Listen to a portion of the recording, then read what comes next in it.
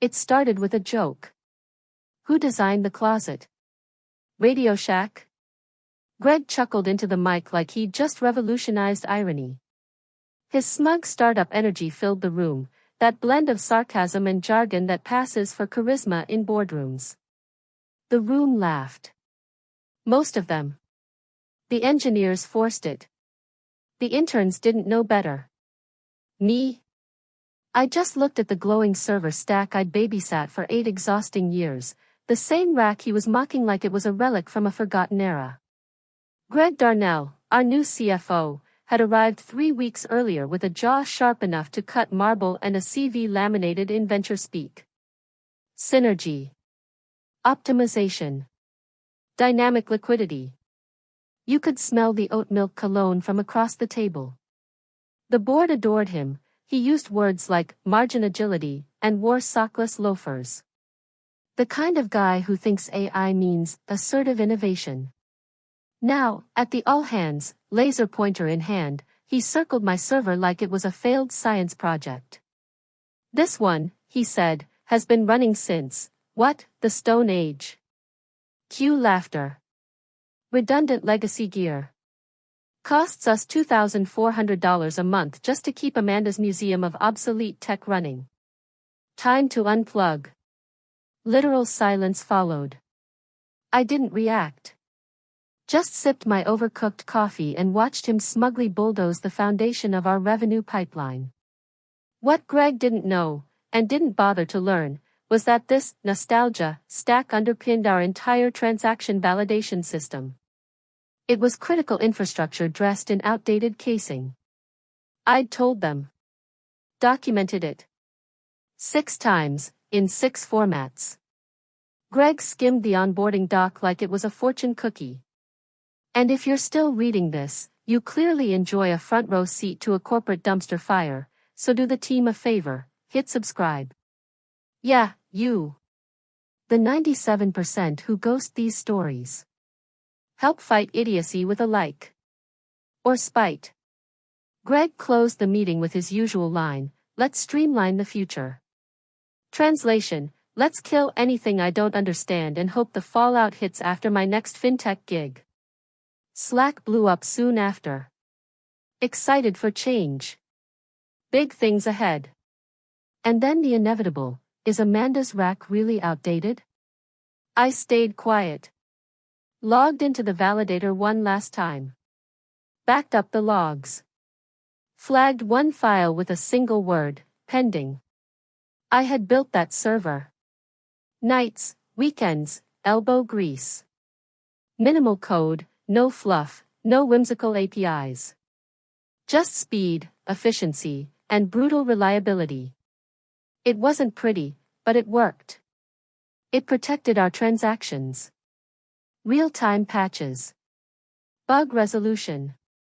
Silent, flawless, and completely invisible to someone like Greg. I packed a few things. My office plant. A closed laptop. A red envelope labeled if found, returned to Amanda N., filled with a decoy USB and a bent paperclip. Just enough to mislead someone poking around. I smiled walking past Greg's glass office. He was laughing again. Probably about how clean the server room looked. I nodded. Through him. Because I already knew, they hadn't just unplugged hardware. They'd severed their own safety net. It happened at 8:47 a.m. 2 facilities guys came in with a dolly. One sipping an energy drink, the other chewing a granola bar like it owed him rent. Orders from Greg, said one. Unplug the nostalgia stack. That's what he called it.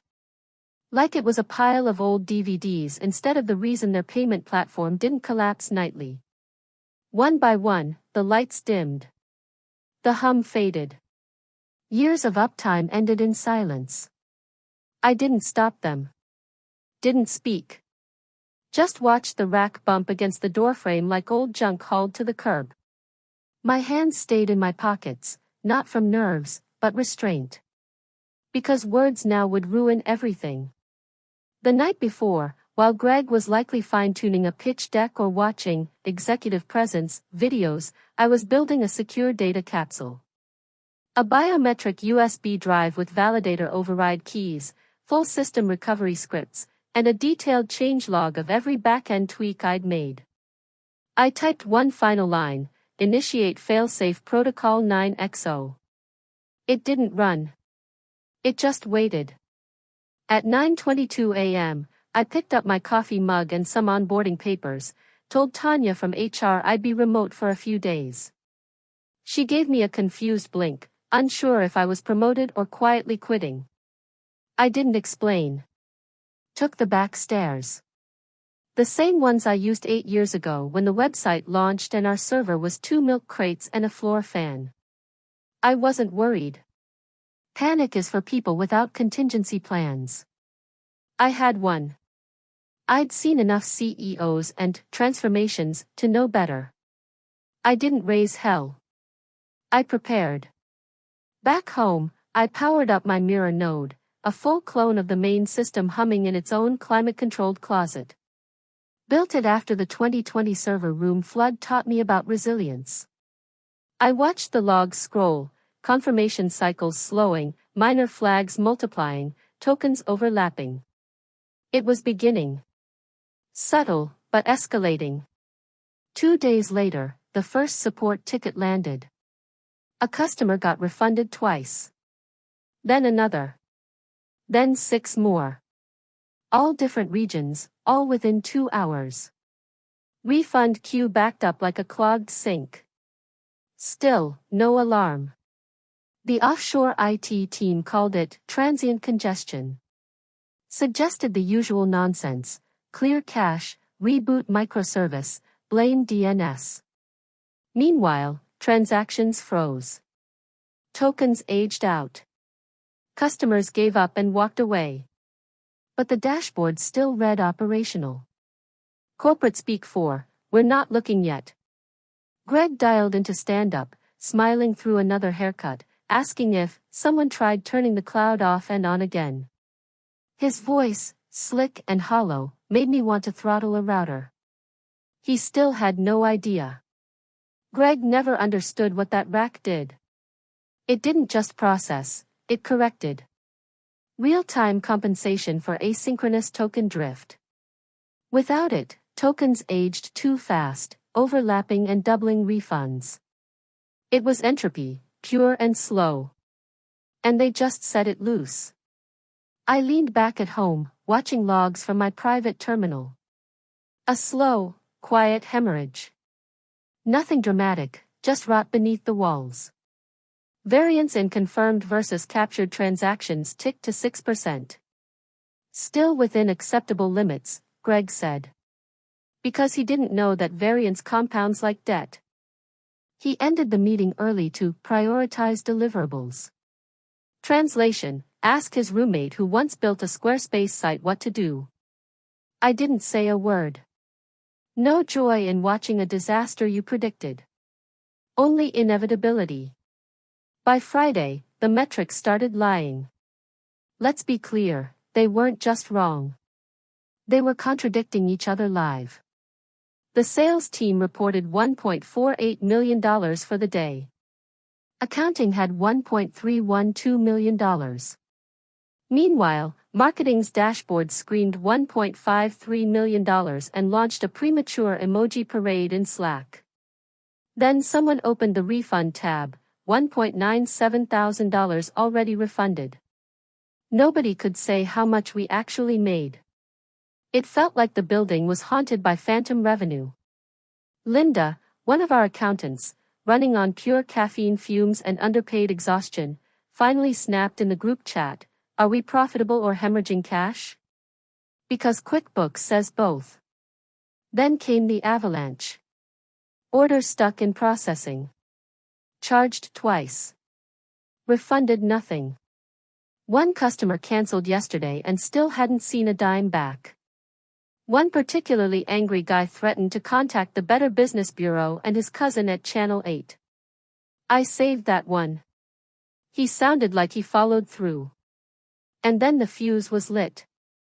A junior developer named Ethan, fresh from college, still naive enough to think leadership read documentation, submitted a detailed bug report. Flagged red. Marked urgent. I saw it from my private mirror system, sipping day-old coffee. Token loop mismatch, he wrote. Backup validator failing to correct synchronous delays. Timestamps drifting. Orders stacking on top of unresolved ones, creating shadow transactions that couldn't properly resolve. It was beautiful. Technical. Completely accurate. It was also Ethan's final contribution to the company.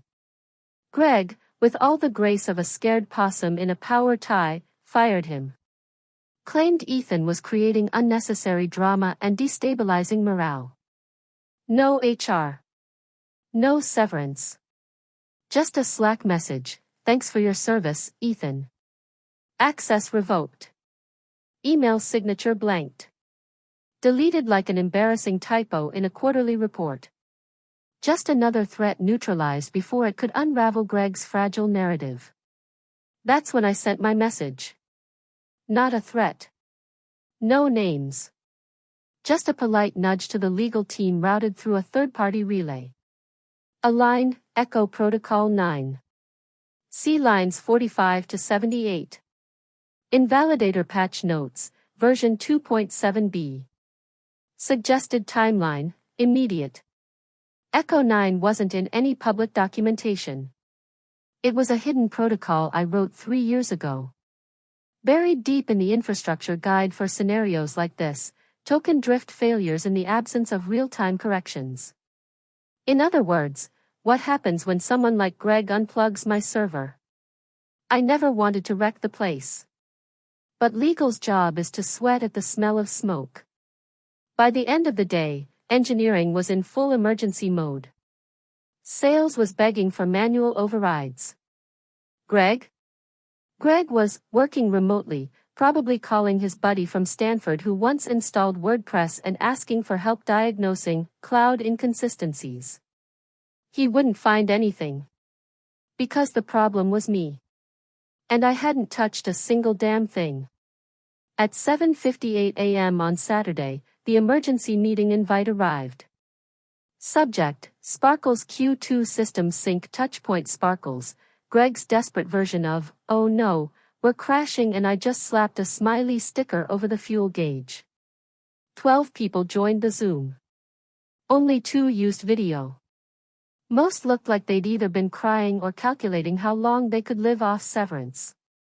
Greg, of course, showed up fresh-faced and rehearsed, as if he'd practiced in front of a ring light. Team, he began with that synthetic used car grin. We've had a little noise in the transaction pipeline, but this is standard turbulence. Routine.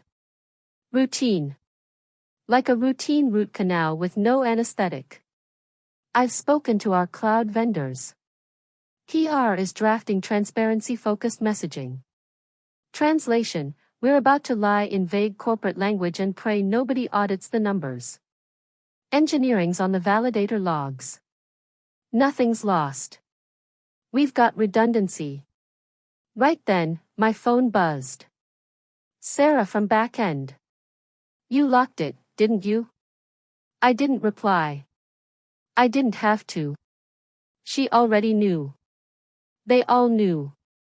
Greg was flailing, trying to fake a poker face while holding Uno cards. The validator logs? They were protected. Behind a certificate chain only I could unlock, tied to my fingerprint and a ridiculously specific passphrase. No AI, no brute force could guess it. Greg could barely spell asynchronous without help. Engineering tried everything, rotating keys, temp logins, even roping in an intern to try ethical brute force, like this was some bad CSI hacking scene. Useless. There was no workaround. I'd made sure of that back in 2019 after Jenkins wiped out a month's worth of sales logs and Greg's predecessor tried to blame my system. Never again. So I secured it. Documented. Encrypted. Kept the only real access off-site on a closed system.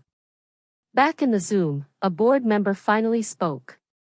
Are you telling us we can't access the logs showing where our revenue is going? Greg hesitated, grinned like a man bluffing with a pair of twos. Just a minor credential hiccup. Normal protocol drift. We're resolving it.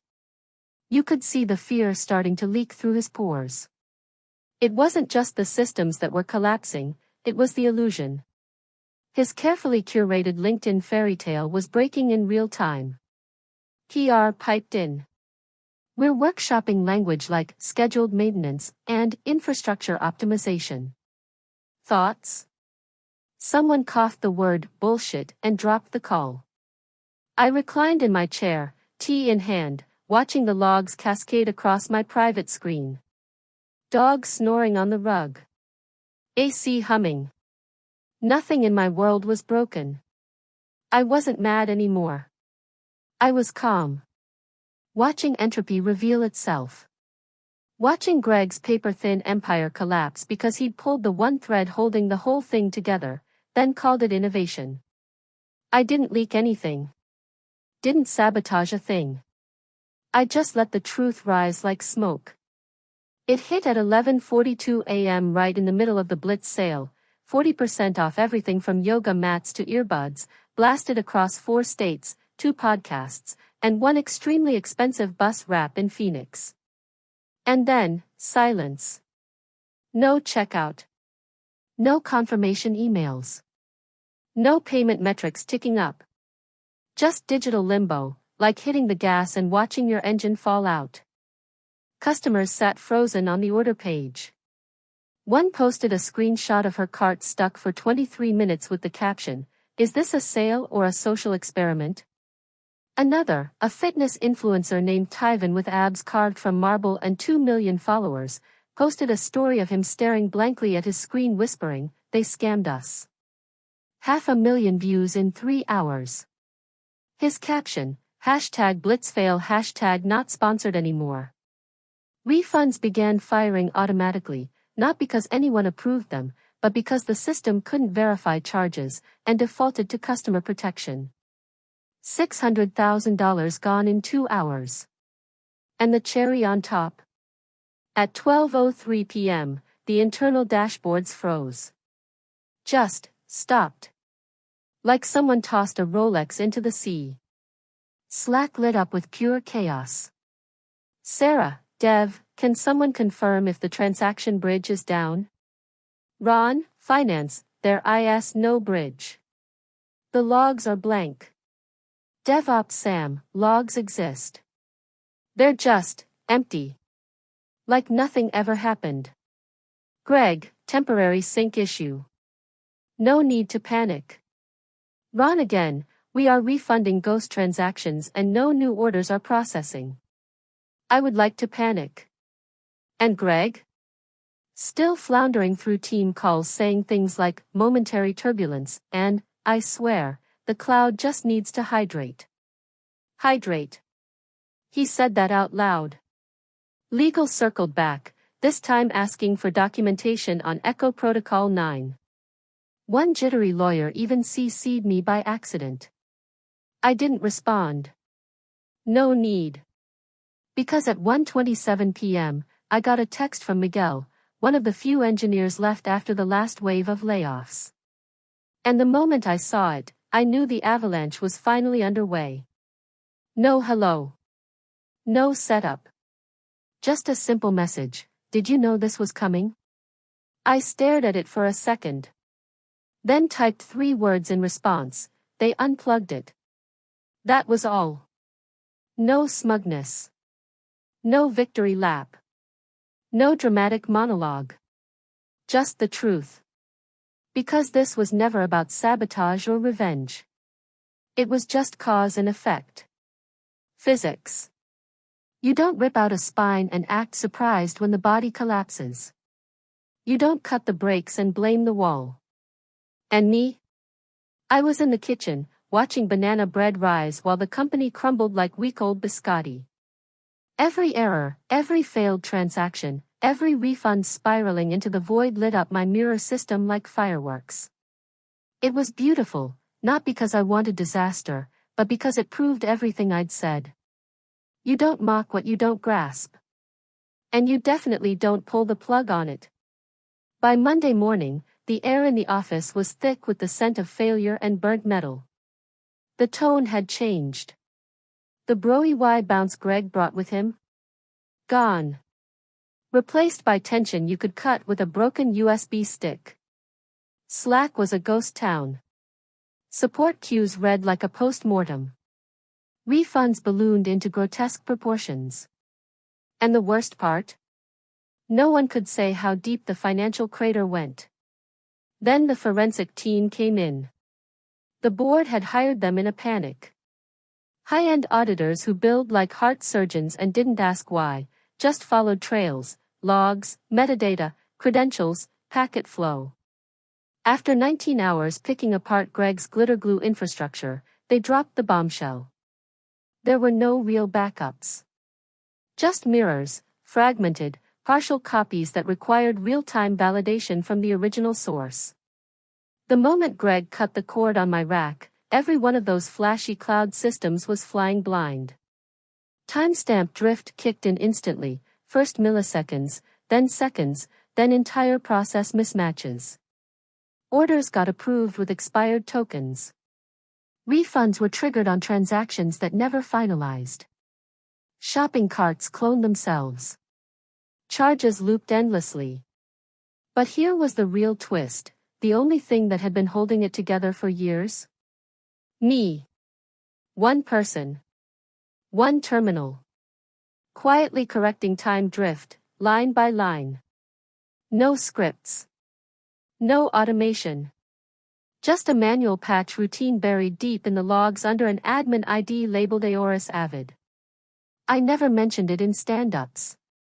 Never bragged. Didn't stick it in my KPIs. I did it because it was necessary. And now? Greg finally understood.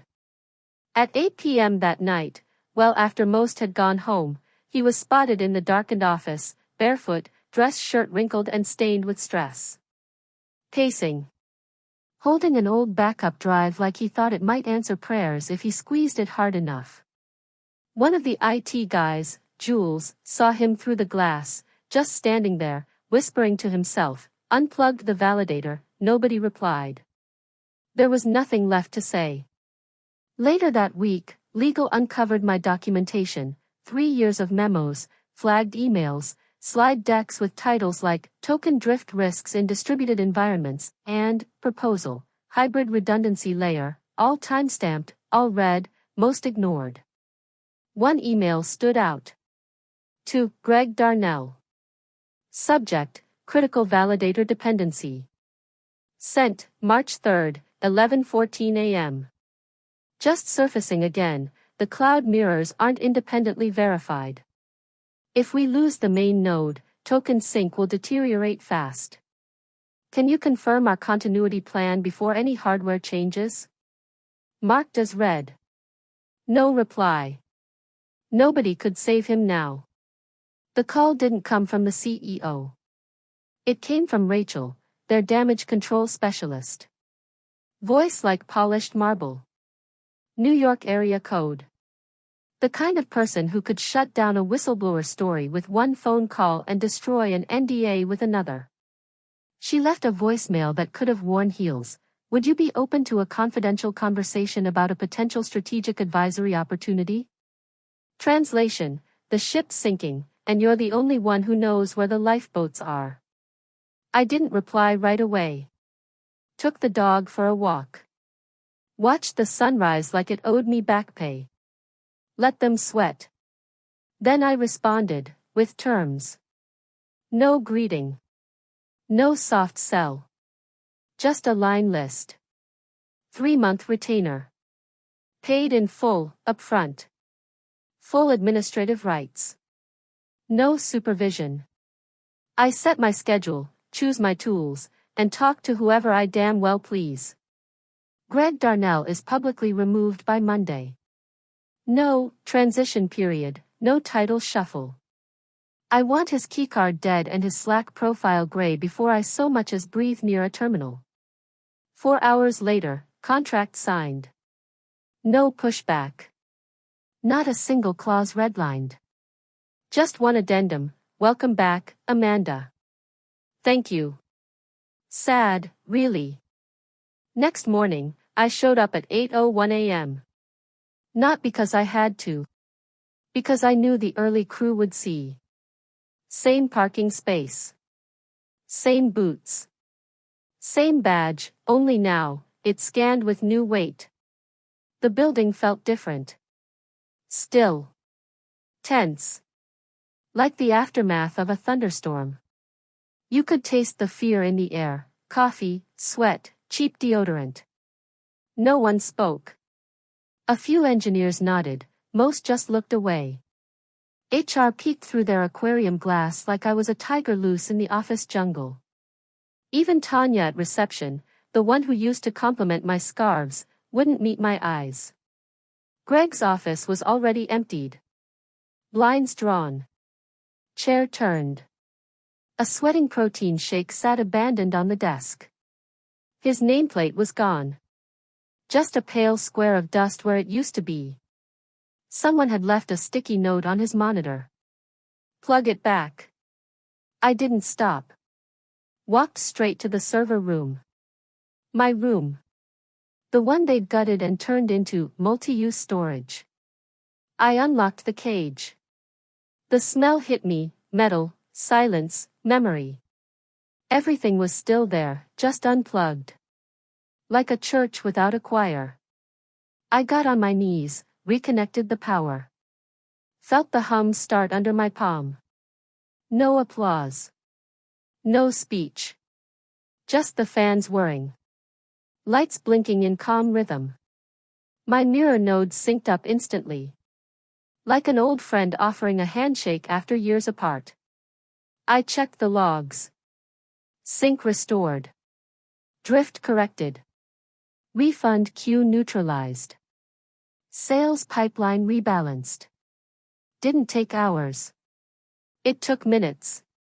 Like it had just been waiting. I stood, brushed my hands clean, and walked out. No looking back. That was it. No grand entrance. No clapping crowd. Just restoration. Precision. And the quiet knowledge that something broken had been returned to form because I demanded it. Validator came back online at 8:19 a.m. No drama. No warning. Just a click. A flicker. The soft return of the hum that used to sing me through long nights of on-call hell. Within 90 seconds, the mirror node confirmed a stable authority. Within 5 minutes, token drift stopped across all systems. By 10 minutes, the sales engine breathed again. Transactions flowed. Refunds settled. The frozen queue thawed like ice on a windshield. The system never needed a miracle. It needed memory. And now it had it. Upstairs, someone leaked a screenshot of the updated revenue board to a private Slack thread titled Q3 Miracle. One entry stood out. From Ron, Finance. Subject: pretty sure Amanda just saved the quarter. Body: she didn't even reboot it. She just plugged it back in. Holy F. It went viral inside the company. Someone turned it into a meme. Greg photoshopped onto a Roomba with the caption, "Streamlined this." By noon, his access was cut. Calendar wiped. A company-wide message followed. Effective immediately, Greg Darnell is no longer serving as CFO. We wish him success in future endeavors. No farewell call. No cake. No canned email. Just dead air where ego used to live. Some say he tried to blame third-party vendors until legal hit him with his own digital signature on the unplug order. Others say he screamed into his AirPods in the parking lot about being canceled. Doesn't matter. The only thing anyone remembers is this: he unplugged it. And me? I stayed late. Not for applause. Not for revenge. Just to sit there again. Server room B, beige walls. Soft lights. My domain. I dragged a folding chair inside, placed my thermos down, and sat. No one dared interrupt. I sipped my coffee. Cold now. Didn't care. The validator was running beside me. Precise. Alive. Not loud, steady. Untouched. Vindicated. No speech needed. No summary required. He thought it was decoration. I knew it was detonation.